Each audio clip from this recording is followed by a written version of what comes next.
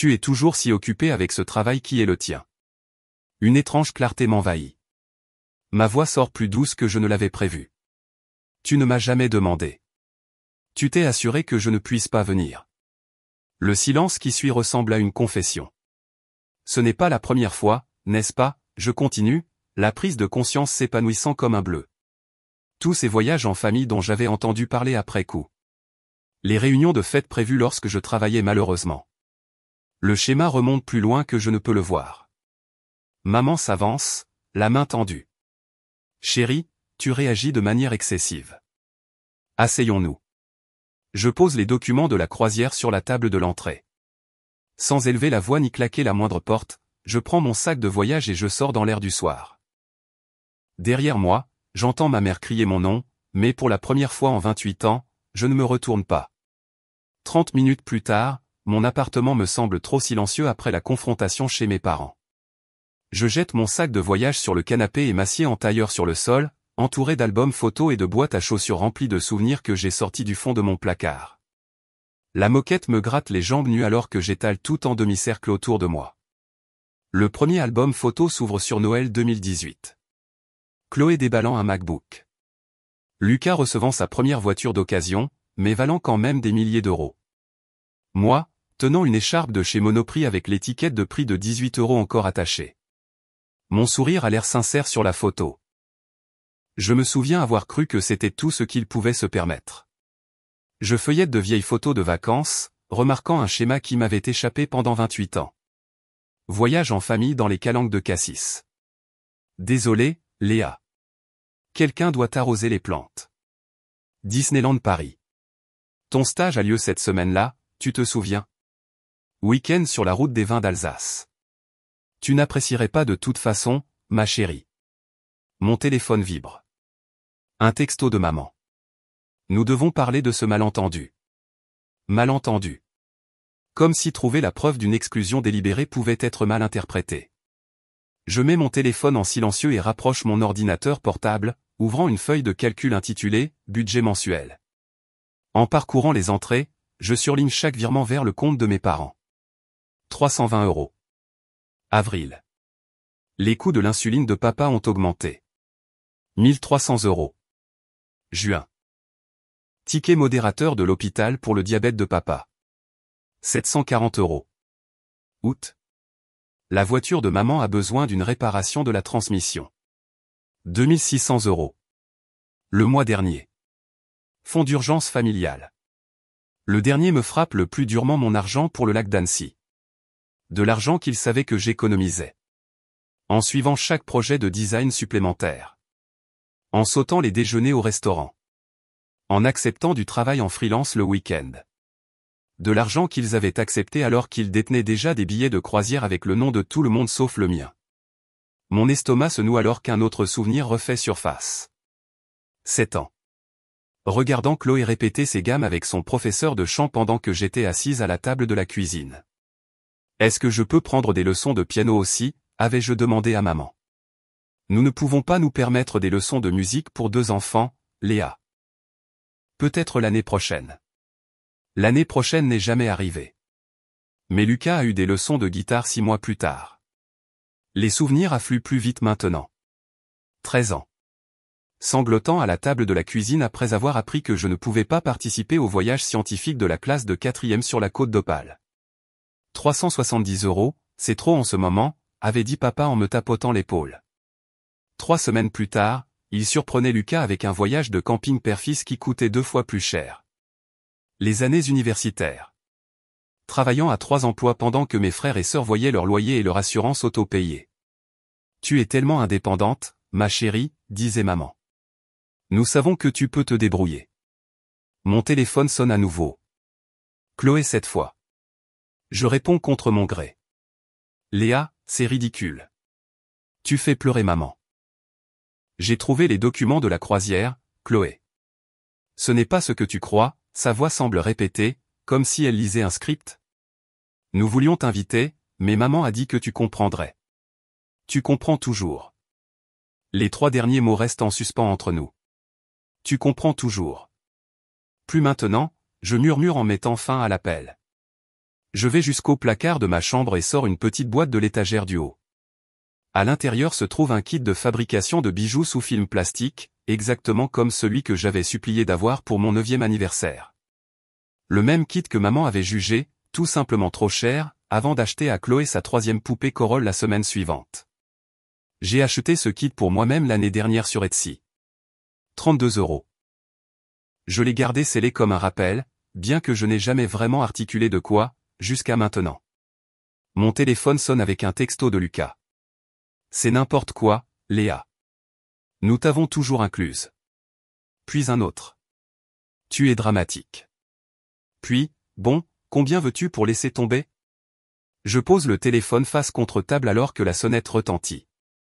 À travers le Judas, je vois Sophie tenant une bouteille de vin et des sacs de plats à emporter. Ma meilleure amie depuis l'université, la personne qui a été témoin de ma course pour résoudre chaque crise familiale pendant des années. Je me suis dit que tu aurais peut-être besoin de renfort, dit-elle quand j'ouvre la porte. Tu as une mine affreuse. J'ai découvert que ma famille m'excluait délibérément des choses depuis pratiquement toute ma vie, dis-je, essayant d'être désinvolte et échouant. Rien de grave. Rien de grave? Sophie entre, pose tout et me prend dans une étreinte qui me brise presque. Il était grand temps que tu le remarques. Quoi? Elle se recule, les yeux sérieux. Léa, je t'ai vu tout laisser tomber pour ta famille pendant des années. Noël dernier, tu as dépensé un mois de salaire pour leur cadeau et tu as reçu des chaussettes en retour. Ils t'appellent pour de l'argent, du babysitting, un soutien émotionnel, mais quand est-ce que, pour la dernière fois, ils ont été là pour toi? La question reste en suspens dans l'air, sans réponse possible. Mon téléphone s'allume avec un message vocal de papa. Ta mère est très contrariée. Tu es ingrate après tout ce que nous avons fait pour toi. Tout ce qu'ils ont fait pour moi, je répète, un rire creux s'échappant. Plus tard cette semaine-là, mon collègue Julien m'apporte un café après que je lui ai expliqué pourquoi j'étais distraite. Mes parents aussi faisaient du favoritisme, dit-il doucement. Ça te perturbe, ça te fait croire que tu es le problème. Cet après-midi-là, je suis assise dans le bureau de la docteure Hélène Lambert, ma thérapeute depuis 6 mois, expliquant la situation de la croisière. Ce que j'entends, dit-elle prudemment, c'est que vous avez découvert un schéma qui a existé toute votre vie. Ce n'est pas un comportement familial normal, Léa. J'ai toujours pensé que je réagissais de manière excessive, ma voix semble faible. Ce n'était pas le cas. Et maintenant, vous avez des choix sur la manière de réagir. De retour à la maison, entouré de preuves d'années de traitement inégal, je prends une décision. J'envoie un texto à Sophie. J'ai fini d'être arrangeante. Pour la première fois de ma vie, cela semble être la vérité. 4 jours plus tard, mon téléphone vibre pour la 14e fois aujourd'hui. Mon oncle Gérard, cette fois quelqu'un à qui je parle peut-être 2 fois par an lors des réunions de famille. Le message vocal qu'il laisse semble répéter. Ma petite Léa, ta mère est morte d'inquiétude pour toi. Les désaccords familiaux, ça arrive, mais tu ne peux pas simplement disparaître. Rappelle-la, ma chérie. J'ajoute son numéro à ma liste de blocage qui ne cesse de s'allonger et me verse une autre tasse de café. Maman a recruté la cavalerie de la famille élargie. Hier, c'était tante Patricia. Avant ça, la cousine Manon. Chacun lisant le même script invisible. Pardonner et oublier. La famille avant tout. Tu réagis de manière excessive. La sonnette retentit. À travers le Judas, je vois papa se balancer d'un pied sur l'autre, un sac en papier à la main. Un instant, mon doigt plane sur le verrou. Nous n'avons pas eu de vraie conversation depuis des années, juste des banalités sur le temps et son taux de glycémie. Et maintenant, tout à coup, il veut parler? Je m'éloigne de la porte. Après 20 minutes, sa voiture démarre et s'en va. Plus tard, je trouve un sac dehors contenant mes biscuits d'enfance préférés et une carte qui dit « Nous devons parler ». Tu me manques. L'écriture est celle de maman. Au travail, un courriel de Chloé circule auprès de plusieurs amis communs. Très inquiète pour Léa. Elle se comporte bizarrement ces derniers temps. Refuse de voir la famille. Ignore les appels. Si l'un de vous a de ces nouvelles, s'il vous plaît, faites-nous savoir qu'elle va bien. Nous sommes inquiets pour sa santé mentale. Je le transfère à la docteure Lambert avec pour objet, pièce à conviction C. Sa réponse arrive en moins d'1 heure. On appelle ça des singes volants. Tactique classique de préservation du système familial. Quand Lucas apparaît dans le hall de notre bureau le jeudi, Sarah de la réception m'envoie un texto d'avertissement. Je prends mon ordinateur portable et sors par l'entrée de derrière, mais il attend sur le parking, appuyé contre ma voiture. Tu ne peux pas m'éviter éternellement, dit-il, les bras croisés sur sa poitrine. Son visage a le même air juste qu'il avait quand nous étions enfants, et qu'il me blâmait pour quelque chose qu'il avait fait. Je ne t'évite pas. Je refuse de te voir. Il y a une différence. Je garde mes clés entre mes doigts, bien que je sache que je n'en aurai pas besoin comme arme. La colère de Lucas a toujours été bruyante mais inoffensive. Tu déchires cette famille, dit-il, la voix montant. Maman ne dort presque plus. Papa n'arrête pas de regarder son téléphone. Les enfants n'arrêtent pas de demander où est tante Léa. Un rire m'échappe avant que je ne puisse l'arrêter. Je déchire la famille? Je n'ai pas organisé de croisière sans toi. C'était différent, nous pensions que, vous pensiez quoi? Que je ne le découvrirais pas? Que je continuerais à vous donner de l'argent pour toujours pendant que vous profitiez tous de vacances que j'ai payées mais auxquelles je n'étais pas invité? Son visage rougit. Ce n'était pas comme ça. Nous planifions cette croisière depuis 8 mois. Maman pensait que, 8 mois. Le mot me frappe comme un coup physique. J'ai annulé mon voyage au lac d'Annecy il y a exactement 8 mois. 8 mois, je répète, ma voix stable malgré le tremblement dans ma poitrine. Vous avez planifié cette croisière tout en me disant d'annuler mes vacances parce que l'argent était rare et que la famille avait besoin de mes économies. Quelque chose change dans son expression, une lueur de honte rapidement remplacée par une attitude défensive. Tu aides toujours. C'est ce que tu fais. Le parking autour de nous devient légèrement flou alors que la clarté m'envahit. Je n'ai jamais vraiment fait partie de cette famille, n'est-ce pas?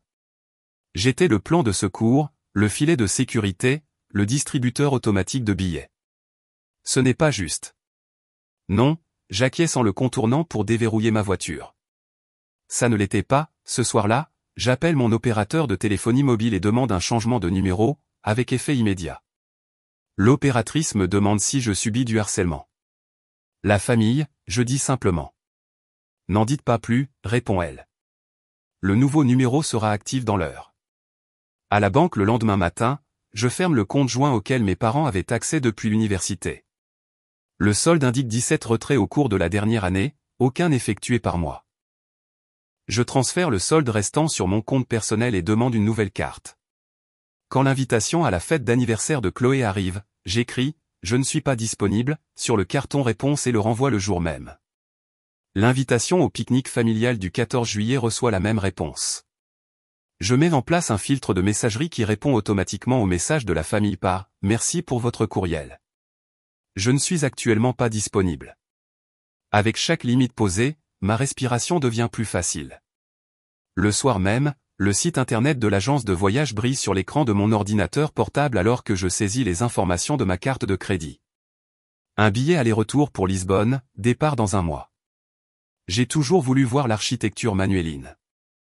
La page de confirmation apparaît, et pour la première fois depuis des mois, je souris un vrai sourire qui atteint mes yeux. Je tire une boîte en carton de sous mon lit. À l'intérieur se trouvent des photos d'enfance, des bulletins scolaires que mes parents n'ont jamais affichés, des rubans de participation à des événements auxquels ils n'ont jamais assisté. Je glisse la boîte sur l'étagère supérieure de mon placard, pas jetée, mais plus là où je peux la voir tous les jours. Le lendemain, à la bijouterie du centre-ville, j'essaie un pendentif en argent que j'admire depuis des années mais que j'ai toujours jugé trop extravagant. Son poids contre ma clavicule me semble juste. La vendeuse l'emballe dans du papier de soie, mais je demande à le porter maintenant. Cet achat n'est pas une vengeance, dit la docteure Lambert lors de notre séance du jeudi, remarquant le collier. Ceci est une réappropriation. Vous vous réappropriez des ressources qui ont toujours été les vôtres. La semaine suivante, quand mon téléphone sonne avec un numéro inconnu, je l'ignore presque, mais quelque chose me pousse à répondre. Léa? La voix de Chloé semble paniquée. Dieu merci. Ton numéro a été déconnecté, et j'ai dû appeler tout le monde pour te trouver. La babysitter a annulé et je suis toujours en croisière. Peux-tu prendre les enfants demain? C'est une urgence. Je ne suis pas disponible, dis-je, en utilisant les mêmes mots que j'ai écrits sur chaque carton réponse. Mais, je ne suis pas disponible, je répète, et je mets fin à l'appel. Le lendemain, Sophie et moi déjeunons ensemble quand un autre numéro inconnu apparaît. Lucas cette fois, la voix tendue par le stress. Ma voiture est tombée en panne. Le garage veut 740 €. Peux-tu les virer sur mon compte? Je te rembourserai le mois prochain. Je ne suis pas disponible, dis-je, et je raccroche avant qu'il ne puisse répondre. Le dernier appel arrive 3 jours plus tard alors que je réserve une visite gastronomique à Lisbonne. La voix de maman oscille entre la colère et la panique. Le paiement de l'hypothèque est dû demain, et il nous manque de l'argent. Les factures médicales de ton père ce mois-ci étaient plus élevées que prévu. Nous avons juste besoin d'un peu d'aide, comme tu l'as toujours fait. Je regarde une vidéo de la tour de Belém pendant qu'elle parle. Le monument est en construction depuis plus d'1 siècle, mais il est magnifique même dans son inachèvement. Je ne suis pas disponible, dis-je. Le silence à l'autre bout du fil s'étire jusqu'à ce que je pense qu'elle a peut-être raccroché. Puis, d'une petite voix que je n'ai jamais entendue auparavant, elle demande « Qu'est-ce que nous sommes censés faire sans toi ?» La question contient la vérité qu'ils n'ont jamais reconnue. Ils ont bien plus besoin de moi que je n'ai besoin d'eux. Débrouillez-vous, dis-je, et j'appuie sur le bouton rouge de mon écran. Je contemple le plafond de style manuélin dans la vidéo, ses formes organiques s'élevant vers le ciel comme une forêt de pierres. Je compte les jours jusqu'à mon vol. Je compte les jours jusqu'à ce que je parcours ces salles moi-même, seul mais pas solitaire, ne transportant rien d'autre que ce que je choisis d'apporter. Pour la première fois de ma vie, le poids de l'obligation familiale se lève de mes épaules, et je me tiens droite et fier. Une semaine après la croisière, mon téléphone vibre avec le 23e texto depuis le petit déjeuner. Je jette un coup d'œil à l'écran encore un style manuélin avant de le mettre complètement en silencieux. Ils sont revenus de Norvège, et le désespoir de leur message grandit de jour en jour. Nous devons parler de ce qui s'est passé. La tension artérielle de papa est montée en flèche à cause de ça. Peux-tu au moins nous dire que tu es en vie? Je pose mon téléphone face contre mon bureau, remarquant que mon pouls ne s'accélère plus lorsque leur nom clignote sur mon écran. Les plus petites victoires semblent encore monumentales. Mon collègue Julien jette un coup d'œil depuis son écran. La famille fait toujours exploser ton téléphone? Comme une horloge, je réponds en retournant à mon projet de design. Ils viennent de terminer une croisière de luxe qu'ils m'ont manipulée pour que je paie avec l'argent de mes vacances. Maintenant, ils sont choqués que je ne réponde pas à leurs messages. Julien siffle doucement. Et il s'attendait sérieusement à ce que tu oublies tout ça? Il s'attendait à ce que je le pardonne, comme je le fais toujours. Plus tard dans la soirée, Sophie s'affale sur mon canapé avec 2 verres de vin. Chloé m'a appelé aujourd'hui. Elle a dit qu'elle dépensait une fortune en garde d'enfants professionnels depuis que tu as disparu. J'accepte le verre, ressentant une pointe de quelque chose, pas de la culpabilité, mais de la surprise face à son absence.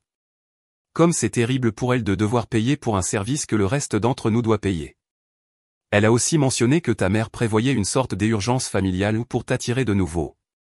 Mon rire éclate si soudainement qu'il nous surprend toutes les deux. Bien sûr qu'elle le fait.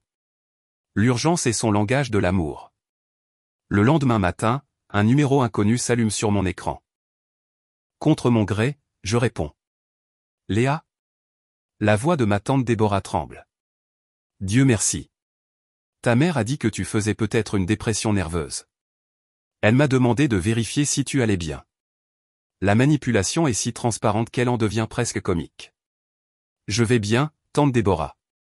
Mieux que je ne l'ai été depuis des années, en fait. Oh. La confusion colore sa voix. Alors pourquoi ne retournes-tu les appels de personne? Ton père a essayé ce vieux truc de culpabilisation qu'il utilisait quand tu étais petite, tu sais, celui où il t'apprenait à faire du vélo? Je souris, me souvenant du message vocal où il mentionnait les leçons de vélo qu'il n'avait jamais vraiment terminées. Comment il m'avait poussé dans notre allée escarpée et s'était éloigné quand j'étais tombé, appelant ça « apprendre l'indépendance ». Pendant ce temps, Chloé apprenait avec sa main fermement posée sur sa selle tout le temps. Dis-leur que je ne suis pas disponible, je dis simplement. 4 jours plus tard, le texto de Chloé arrive. Les enfants sont dévastés sans tante Léa. Léo s'est endormi en pleurant en te réclamant. Le même Léo qui me voit 3 fois par an au maximum. Le même neveu qui m'a appelé, Dame Léa, à Noël dernier parce qu'il avait oublié mon nom. L'approche de Lucas passe de demande désinvolte à une fureur à peine contenue. Maman et papa marchent peut-être sur des œufs avec toi, mais pas moi. Quelle sœur tu fais? Le paiement de ma voiture est du lundi. Le barbecue familial annuel de l'oncle Pierre arrive, le rassemblement que je n'ai jamais manqué en 15 ans. J'envoie mes regrets cette année. Ma cousine Camille appelle le lendemain. C'était la chose la plus étrange, dit-elle. Ta chaise vide est devenue cette présence que tout le monde regardait du coin de l'œil. Tante Suzanne a trouvé des excuses sur où tu étais jusqu'à ce que l'oncle Pierre demande carrément ce qui s'était passé. Qu'est-ce qu'elle a dit? Elle a essayé le coup du Léa est juste occupée avec le travail, mais ensuite ton père a mentionné quelque chose à propos d'une croisière, et tante Catherine a demandé pourquoi tu n'étais pas invité. La voix de Camille baisse jusqu'à un murmure. Tout le monde s'est tu. Catherine était furieuse, elle a dit qu'elle n'exclurait jamais un de ses enfants comme ça. D'autres étaient d'accord. Ta mère est partie tôt avec une migraine. L'image me fait sourire alors que je regarde mon appartement. Les murs, autrefois d'un beige de location, brillent maintenant du corail profond que j'ai toujours aimé mais que maman qualifiait de « trop tape à accent grave l'œil ». L'art abstrait que j'ai choisi est accroché là où les photos de famille dominaient autrefois. Ma lettre de promotion est encadrée sur mon bureau, celle que j'ai obtenue après avoir enfin eu des soirées libres pour travailler sur le portfolio que j'avais reporté pendant des années à cause des urgences familiales. Mon application bancaire émet un son. Un autre dépôt d'épargne automatique effectué. Sans les prêts constants à ma famille, les chiffres augmentent régulièrement chaque mois. J'ai enfin programmé ce voyage au Portugal.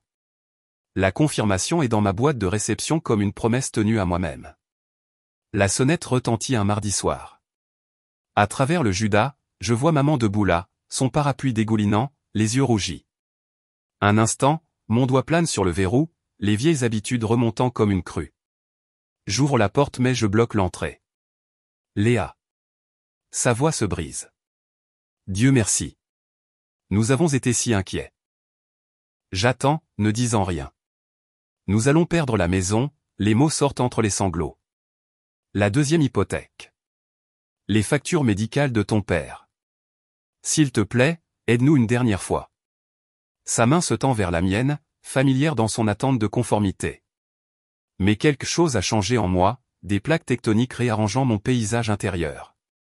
Si j'étais celle qui se tenait ici, je demande doucement. Sans emploi? Fauché? Désespéré? M'accueilleriez-vous? La question reste en suspens entre nous. La bouche de maman s'ouvre, se ferme, s'ouvre à nouveau, mais aucun son n'en sort. Son silence répond plus honnêtement que les mots ne le pourraient jamais. Je hoche la tête une fois, comprenant parfaitement. Puis je ferme doucement la porte. 2 jours plus tard, après la terrible rencontre avec ma mère, l'hôtesse du restaurant Le Bellecour me conduit au fond du restaurant. Mon cœur bat la chamade contre mes côtes quand je les aperçois, maman, papa, Chloé et Lucas, tous assis à ma banquette d'angle préférée sous le vitrail. La même banquette où nous avons célébré ma remise de diplôme universitaire il y a 6 ans, la seule célébration familiale qui ait jamais été à mon sujet. Pile à l'heure, dit maman, avec un sourire cassant qui n'atteint pas ses yeux.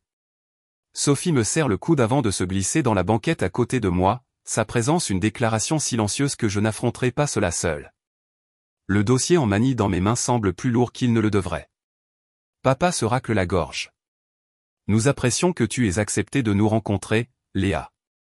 Sa voix a le ton formel qu'il réserve aux directeurs de banque et aux vendeurs de voitures. Bien que tu aurais pu venir seul, ajoute Chloé, regardant Sophie d'un air entendu. Lucas se penche en avant, les coudes sur la table. Nous devons mettre tout ce malentendu derrière nous. La famille n'est pas la même sans toi. Ils parlent à tour de rôle, leurs mots s'écoulant avec une précision étudiée. Papa me rappelle comment ils ont payé pour un appareil dentaire quand j'avais 12 ans et m'ont acheté une voiture d'occasion pour mon diplôme de fin de lycée. Maman tamponne des larmes invisibles, sa voix tremblant alors qu'elle raconte les sacrifices qu'ils ont faits pour cette famille. Chloé et Lucas alternent entre tentatives de culpabilisation et appel à la loyauté familiale, leurs mots se chevauchant dans une danse chorégraphiée. J'attends qu'ils aient fini, mes doigts traçant le bord du dossier. Leur discours flotte dans l'air comme un parfum éventé. Puis-je parler maintenant? Ma voix sort plus stable que je ne l'avais prévu. 4 paires d'yeux clignent de surprise. Je n'ai jamais demandé la permission de parler auparavant. J'ouvre le dossier et pose une feuille de calcul sur la table. Ceci est un relevé de chaque contribution financière que j'ai faite à cette famille au cours de la dernière décennie, pour un total de 35 000 €. Je tapote le chiffre du bas. Cela inclut les 2 600 € que je vous ai donnés pour les factures médicales de papa la même semaine où vous avez payé votre croisière en Norvège. La main de maman vole à sa gorge. Je n'ai pas terminé. Pour la première fois de ma vie, je l'interromps. Le restaurant semble devenir plus silencieux autour de nous. Je pose ensuite une chronologie, manuscrite sur du papier millimétré. Voici un relevé des vacances en famille, des réunions de fêtes et des célébrations remontant à 15 ans. Les dates surlignées sont des événements auxquels je n'ai pas été invité ou dont on m'a dit qu'ils étaient annulés pour des raisons financières. Le surligneur jaune couvre près de la moitié de la page. Et ceci, je continue, en posant une photographie sur la table, et le kit de fabrication de bijoux que j'ai supplié d'avoir quand j'avais 9 ans. Celui qui était trop cher à 32 €. Je l'ai acheté moi-même l'année dernière. Je le garde scellé comme un rappel. Ma voix ne monte pas, ne se brise pas, et pourtant elle remplit l'espace entre nous, plus forte que leurs discours répétés et plus puissante que leurs exigences. Les autres clients se sont tus. Un serveur plane à proximité, ne sachant s'il doit s'approcher. Maman regarde les papiers, son visage parfaitement maquillé se vidant de sa couleur. Papa s'agite sur son siège, tirant sur son col. Chloé étudie ses mains. Seul Lucas croise mon regard, son expression se durcissant. Papa frappe soudainement la paume de sa main sur la table, faisant sauter les couverts. Nous avons toujours tout fait pour toi. Tu n'as jamais apprécié tout ce que nous avons sacrifié. L'éclat attire les regards des tables voisines. Je sens Sophie se tendre à côté de moi, mais je reste calme. Alors ça devrait être facile, dis-je doucement, de nommer 3 choses que vous avez faites pour moi que vous n'avez pas faites pour Chloé ou Lucas. Juste 3. Le silence qui suit s'étire si longtemps que je peux entendre le personnel de cuisine crier des commandes. Papa ouvre la bouche, la referme. Le visage de maman s'effondre, non pas de la manière contrôlée qu'elle utilise pour manipuler, mais dans une détresse authentique alors que la prise de conscience se fait jour. Une larme macule son mascara, quelque chose que je n'ai jamais vu auparavant. Les yeux de Chloé s'écarquillent alors qu'elle regarde nos parents, voyant leur incapacité à répondre à ce qui devrait être une simple question. Lucas s'affale contre la banquette, le combat le quittant. Je ne vous déteste aucun de vous, dis-je en remettant mes documents dans le dossier, mais je ne peux pas continuer à faire semblant. S'il doit y avoir un jour une vraie relation entre nous, les choses doivent changer. Je sors une dernière feuille de papier et la place au centre de la table. Voici mes conditions. Thérapie familiale au moins 6 séances avant que je n'envisage d'assister à des rassemblements. Indépendance financière complète plus de prêts ni de contributions dans un sens comme dans l'autre. Une reconnaissance publique de la manière dont j'ai été traité, et de véritables excuses. Et du temps. J'ai besoin d'espace pour guérir. Maman tend la main vers la mienne mais s'arrête à mi-chemin quand je ne tends pas la mienne pour la rencontrer. Tu ne peux pas simplement dicter des conditions à ta famille, proteste papa, mais sa voix manque de conviction. Je ne dicte rien, dis-je. Je me protège. Je me glisse hors de la banquette, suivi par Sophie. Prenez le temps d'y réfléchir. Mon numéro n'a pas encore changé. Alors que nous marchons vers la sortie, je me sens plus légère que je ne l'ai été depuis des années. Derrière nous, j'entends les sanglots silencieux de ma mère et les tentatives maladroites de mon père pour la réconforter. Chloé crie mon nom une fois, mais ne suis pas dehors, dans l'air du soir, Sophie me serre l'épaule. Ça va? Je prends une profonde inspiration, surprise de constater que je ne tremble pas, oui. Pour la première fois depuis longtemps, je crois que ça va vraiment. Les étoiles au-dessus de Lyon brillent plus fort ce soir, comme si elles aussi étaient surprises par ma force nouvelle. Et je dois bientôt préparer mon voyage à Lisbonne. Cette fois, je me suis enfin choisi. Des mois plus tard, je prépare mon premier Thanksgiving avec ma famille choisie. Je redresse la pièce maîtresse en forme de corne d'abondance sur ma table à manger, ajustant les serviettes aux couleurs de l'automne une dernière fois. L'arôme de dinde rôtie et de tarte aux pommes emplit ma nouvelle maison, ma vraie maison, achetée il y a 3 mois avec l'argent de la promotion que j'avais autrefois mis de côté pour les « urgences familiales ». La sonnette retentit, et j'ouvre pour trouver Sophie équilibrant un plat à gratin, son mari Thomas portant du vin. Joyeux Thanksgiving, elle m'enlace d'un bras, une étreinte qui ressemble à un rayon de soleil. En moins d'1 heure, ma table est remplie de gens qui ont choisi d'être ici, Julien du travail et son partenaire Daniel, ma voisine Madame Dubois qui a perdu son mari au printemps dernier, la docteure Lambert qui a insisté pour que je l'appelle Hélène en dehors de nos séances de thérapie, et 3 autres personnes de mon groupe de soutien sur la mise en place de limites. La conversation oscille entre rire et pause réfléchie, personne ne parlant par-dessus les autres ni ne rejetant les histoires de quiconque. Avant de manger, j'annonce, en levant mon verre, je veux tous vous remercier de m'avoir montré ce que la famille peut être. Mon regard se porte sur le kit de bijoux scellé exposé sur ma bibliothèque. Ce qui représentait autrefois la privation témoigne maintenant de la croissance. Plus tard, Hélène m'aide à remplir le lave-vaisselle, ses mouvements experts témoignant d'années de nettoyage post-fête. 42 séances, dit-elle en me tendant une assiette rincée. C'est le nombre que nous avons eu. Je hoche la tête, me souvenant de notre première rencontre après la révélation de la croisière. Les cauchemars ont cessé. Et l'habitude de l'argent? Je n'ai pas vérifié le compte en banque de mes parents depuis 8 mois. La compulsion de surveiller leurs finances avait été plus difficile à briser que je ne l'avais prévu. Hélène sourit. Votre mère a parlé de vous lors de notre séance mardi. Ma mère a commencé la thérapie 4 mois après notre confrontation au restaurant Le Bellecour. Chloé se joignait occasionnellement à ces séances, travaillant sur sa propre prise de conscience qu'elle recréait nos schémas familiaux avec ses enfants. Elle essaie, continue Hélène. Votre père refuse toujours de venir. Et Lucas? 2 pas en avant, 1 pas en arrière. Le sentiment que tout vous est dû est une drogue puissante. La sonnette nous interrompt. Julien apparaît dans l'embrasure de la porte de la cuisine, tenant une enveloppe. Le facteur vient de livrer ceci, il a dit qu'il fallait une signature. L'enveloppe de couleur crème porte l'écriture distinctive de ma mère. À l'intérieur, je trouve une invitation à la célébration de leur 40e anniversaire de mariage le mois prochain.